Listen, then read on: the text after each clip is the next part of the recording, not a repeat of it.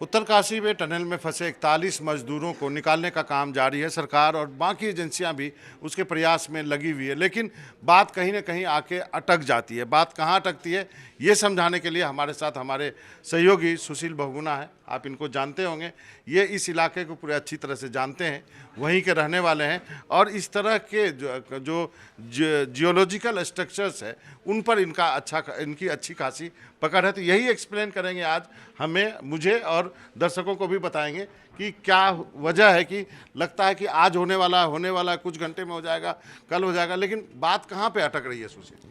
बाबा, ये जो पूरा का पूरा प्रोसेस है असल में बड़ा मुश्किल है। हमको देखने में लगता है यहाँ पर कि दिल्ली में या कहीं और की बड़ा आसान प्रोसेस होगा, लेकिन अगर आप इसको पूरे जो वहाँ का माहौल है उसको देखेंगे तो एक डायग्राम मैंने बनाया है, पिछली बार हमने बनाया था, मैंने उसको थोड़ा जूम इन किया है। इसमें अगर आप देखेंगे ये टनल है जिसमें कि काम चल रहा है। इस टनल में ये वाला हिस्सा वो है जहाँ पर कि मलबा गिरा हुआ है टनल के अंदर, जो पूरा ऑब्स्ट्रक्शन हुआ और इसी वजह से मजदूर यहाँ फंस गए, इधर नहीं निकल पाए।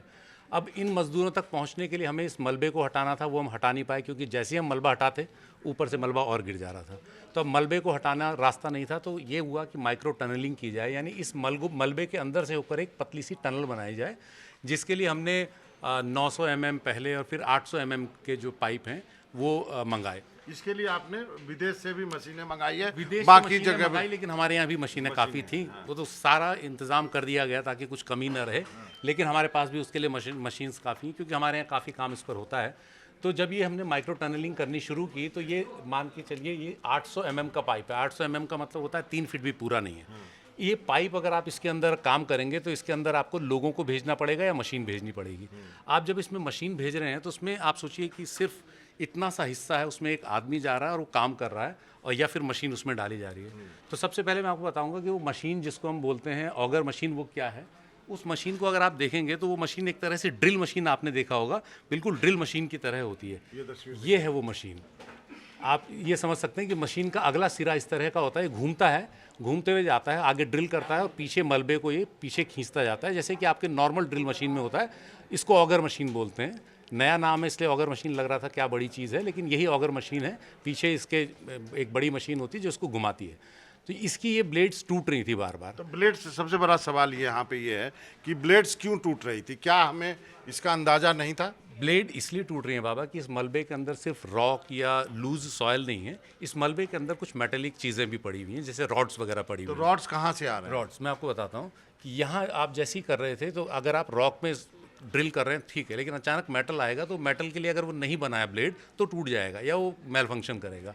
तो अचानक से इस तरह की रॉड्स बीच में आ रही थी। ये जैसे सॉलिड स्टील के पाइप्स हैं या रॉड हैं स्टील की, ये आती हैं दरअसल जब आप किसी भी टनल को बनाते हैं तो टनल को बनाते वक्त आप उसको पुख्ता बनाते हुए आगे चलते हैं ताकि ऊपर से गिर ना जाए।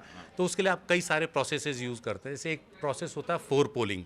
फोर पोलिंग में क्या होता है कि जब आप किसी सुरंग को खोदते हैं तो खोदने से पहले उसमें पाइप्स डालते हैं, हॉलो पाइप्स स्टील के, उसके अंदर आप ग्राउटिंग करते हैं सीमेंट की। तो इस तरह का मैं आपको दिखाता हूँ, जैसे आप ये टनल बना रहे हैं तो इसमें आप इस तरह के पाइप्स डालते हुए चलते हैं आगे, ताकि जब आप काम कर रहे हो तो ऊपर की मिट्टी आप पर न गिरे। फिर फोर पुलिंग के लिए पाइप डालते हैं, इसके अलावा वायर मैश डलती है, यानी रॉड्स जो है उसका एक मैश बनता है, उसको आप बनाते हुए चलते हैं ताकि आप उसको रीइंफोर्स करते रहें। और फिर उसके बाद उस पर शॉर्ट क्रीटिंग करते हैं, जिसको बोलते हैं कि आप एक तरह से सीमेंट का स्प्रे करते हैं ताकि वो जो मिट्टी झड़ रही है या जो लूज सॉइल गिर रही है वो रुक जाए। तो हम पुख्ता बनाते हुए आप आगे चलते हैं। तो ये भी लगभग 2.25 किलोमीटर यहाँ से 1.25 किलोमीटर दूसरी तरफ से हो चुकी थी। तो ये सारा काम इसमें हुआ होगा, फोर पोलिंग हुई होगी, इसमें वायर मैश लगा होगा, शॉर्ट क्रीटिंग होगा। मुझे ये बताइए कि पता कैसे चलता है कि यहाँ पे हाँ, ये मैं मेटल आ गया, दूसरी चीज़ नहीं है? जब ये टनल जो है यहाँ पर टूटी तो इसके ऊपर जो यहाँ इस एरिया में फोर पोलिंग हुई होगी या वायर मैश होगा, तो वो जो उसके रॉड्स हैं, स्टील के रॉड्स, वो गिरे होंगे इस मलबे में, वो बीच में आ गए होंगे। तो आपको पता नहीं चला, जैसे ही आपकी ब्लेड टूटी या मशीन रुक गई तो पता लगा कि आगे कोई ऑब्स्ट्रक्शन है।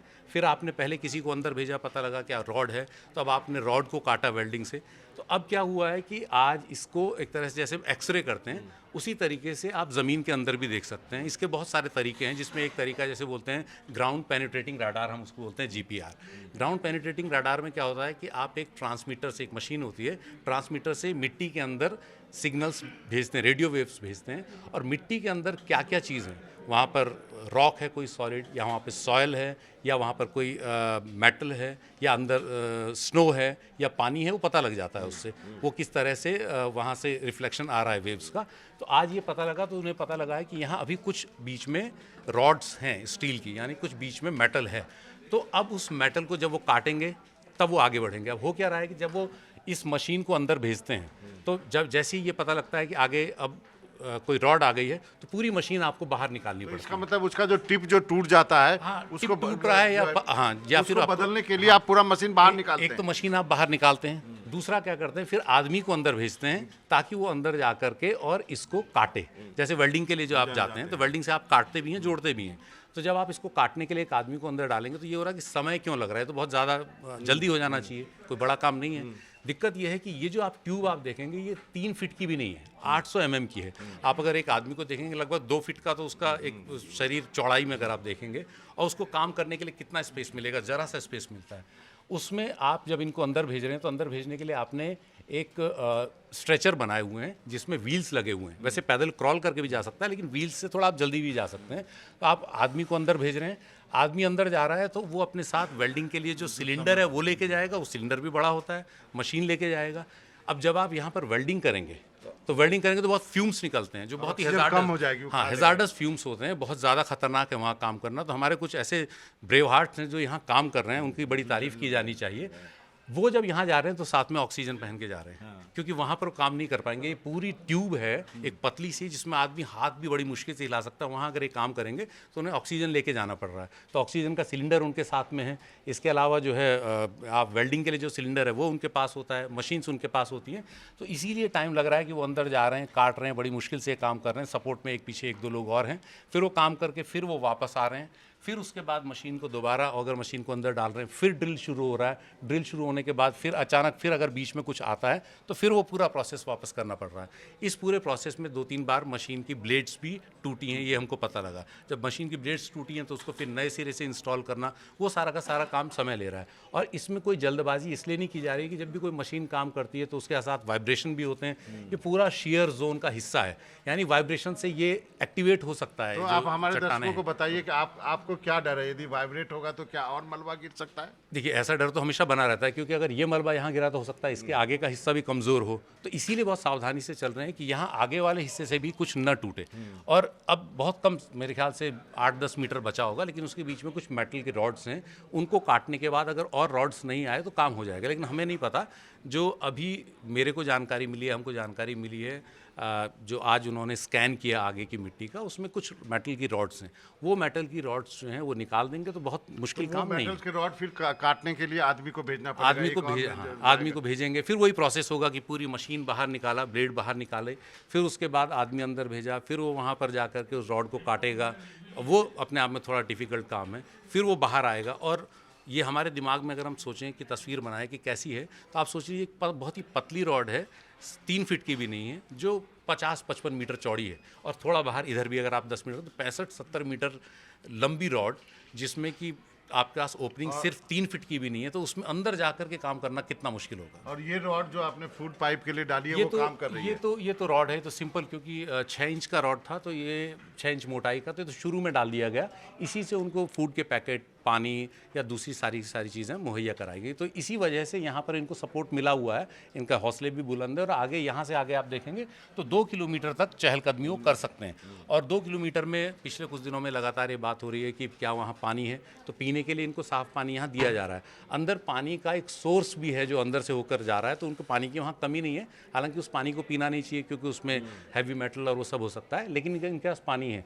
यही नहीं, इनको अगर मान लीजिए अपनी नित्य क्रिया करनी है, बहुत सारे लोगों ने क्या कहा, तो उसके लिए भी उन्होंने 1 किलोमीटर आगे एक जोन बनाया हुआ है, जहाँ वो सुबह फारिग होने जाते हैं, आते हैं। तो ये सारी की सारी चीज़ें हैं। इसलिए ये लोग जो हैं अभी तो ठीक हैं बिल्कुल। समस्या सिर्फ ये है कि इतना सा हिस्सा कट जाए तो इन लोगों को यहाँ से बाहर लाया जाए। और बाहर लाने के लिए ये जो आप वो देख रहे हैं स्ट्रेचर, इनमें व्हील्स लगाए हुए हैं। व्हील्स लगाने के बाद इनको इसमें लेटा, पहले एनडीआरएफ के लोग यहाँ जाएंगे, वो यहाँ उतरेंगे, फिर एक एक कर जिस हिसाब से मजदूरों की स्थिति है, जो सबसे ज़्यादा कमज़ोर लग रहा होगा, जैसे किसी को पता लगा कि शायद बुखार है, तो उनको जल्दी बैठाएंगे इसमें और बाहर निकाल देंगे। बाहर एम्बुलेंस सबके लिए तैयार है। तो ये जो प्रोसेस है यही थोड़ा सा आप ये कह सकते हैं कि Tricky है। टाइम ले रहा है, ये tricky ले tricky रहा है और चूंकि इसके बीच में हो बार-बार सकता है कहीं कोई और मेटल रॉड यहाँ निकल आए। तो बार बार कोई मेटल आता है, वो रास्ता रोकता है, उसको उसको ठीक करने के लिए हाँ। आदमी भेजा जाता है, वो इस मेटल को काटता है, फिर मशीन आती है। बिल्कुल। इसलिए इतना वक्त लग रहा है, इसलिए ये इतना समय explain लग करना रहा है, हमारे इसलिए दर्शकों को जरूरी है। इसलिए इतना टाइम लग रहा है। और अगर बीच में कोई मेटल की रॉड ना आए तो काम फिर कुछ ही घंटों का है, लेकिन मेटल की रॉड जैसी आती है तो आपको पूरी मशीन बाहर खींचनी पड़ती है, फिर वेल्डर्स को या जो आदमी हैं एक्सपर्ट्स हैं उनको अंदर भेजना पड़ता है, वो काटते हैं फिर बाहर निकलते हैं। और इसमें अब किसी तरह की जल्दबाजी नहीं है, हाथी की पूंछ बची है, बस इस पूंछ में ही थोड़े से मेटल ज़्यादा मिल रहे हैं, तो इसलिए थोड़ी ये समस्या हो रही है। और बाकी जो पूरी सुरंग है आगे, इसके बाद इसका सेफ्टी ऑडिट होना ही चाहिए, क्योंकि क्या मालूम इस तरह का शेयर जोन कहीं आगे भी एक्टिवेट हो जाए, क्योंकि बहुत 4.5 किलोमीटर की सवा मैं 4 आपके किलोमीटर की पिछले सुरंग वीडियो में देख रहा था, आपने इस बात को जताया था कि क्या ये सब काम पहले नहीं किया गया? अब यही सवाल है कि जब इतनी बड़ी सुरंग बन रही है और ये चार धाम की सबसे लंबी सुरंगों में से एक है, तो क्या इसको पीछे से रीइंफोर्स करते हुए जब गए हैं तो क्या उसका सेफ्टी ऑडिट होता रहा? अब ये बातें सब बाद में धीरे धीरे सामने आएंगी जब ये एक बार मेटल गिरा है, वो इसी का गिरा है जो आप मेटल, बना हाँ रहे ये जो हैं। मेटल है ये इसी का जो गिरा इसको इस सुरंग को की लाइनिंग के लिए जो आप वायर मेश लगाते हैं या फोर पोलिंग करते हैं, जैसे मैंने आपको बताया कि आप एक तरह से उसको अम्ब्रेला बोल सकते हैं कि आप जब आगे जाते हैं तो आपके ऊपर चट्टान ना गिरे, तो पहले उस फोर पोलिंग से आप वायर मेश से उसको मजबूत बनाते हैं, तब फिर आप आगे तोड़ते हैं, फिर आप फोर पोलिंग करते हैं, फिर आप आगे जाते हैं। तो वो जो मेटल है वो यहाँ गिरा है। तो चलिए, सुशील ने अच्छी तरह समझाने की कोशिश की है। अब जैसा सुशील भगोना का कहना है कि हाथी निकल गया है, पूंछ बाकी है, उम्मीद करते हैं पूंछ कि जरा ज़्यादा मोटी साबित हो रही है। तो पूंछ जो है वो थोड़ी सी दिक्कत दे रही है, लेकिन उम्मीद करते हैं कि सभी जो 41 मजदूर हैं वो जल्दी से जल्दी निकलेंगे, सेहतमंद होंगे, थोड़े से जरूर मेंटली हाँ देखिए, होता क्या है कि अगर आप किसी को किसी एक धूप कमरे नहीं में बंद मिली है, कर धूप देंगे नहीं तो मिली बंद, तो धूप तो एक इम्पॉर्टेंट है ही, इसलिए उनको विटामिन डी की वो दी जा रही हैं, उनको मल्टीविटामिन वगैरह दिए गए हैं।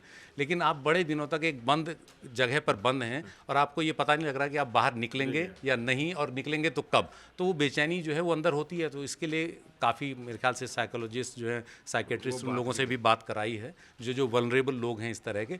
लेकिन ये मान के चलिए कि ये लोग हमारे देश में ऐसे बड़े मजबूत काम कर रहे हैं इंफ्रास्ट्रक्चर से जुड़े हुए कि ये बहुत हौसले वाले लोग हैं। तो ये मानना चाहिए कि सब बढ़िया से निकल आएंगे बाहर। बाकी इनके लिए बाहर सरकार ने सारे इंतजाम किए हुए हैं। 41 लोगों के लिए बाहर 41 एम्बुलेंस रखी हुई है। तो इसलिए कोई दिक्कत की वैसी बात नहीं होनी चाहिए।